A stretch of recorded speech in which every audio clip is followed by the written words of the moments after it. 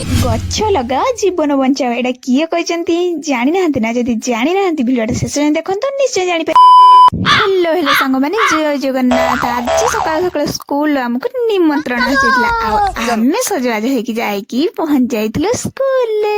ଏଇଟା ଆମ ଛୋଟ ବେଳ ସ୍କୁଲ। ଆମେ ଛୋଟରୁ ପାଠ ପଢିକି ବଡ ହେଇଛୁ।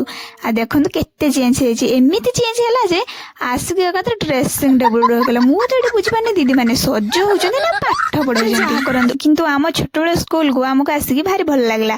କିନ୍ତୁ ଚାଲନ୍ତୁ ଯୋଉ କାମ ପାଇଁ ଆମକୁ ଡାକିଛନ୍ତି ଆମେ ସେଇ କାମ କରିବା। ଆଜି ଯେହେତୁ ଗଛ ଲଗା ଅଛି, ଆମକୁ ବି ଡାକିଥିଲେ ଗଛ ଲଗେଇବା ପାଇଁ। ଆଉ ଏଇ ଗଛ ଗୁଡାକ ଦେଖନ୍ତୁ, ମାନେ ଘର ମାରେଇ ଯାଉଛନ୍ତି ଗଛ।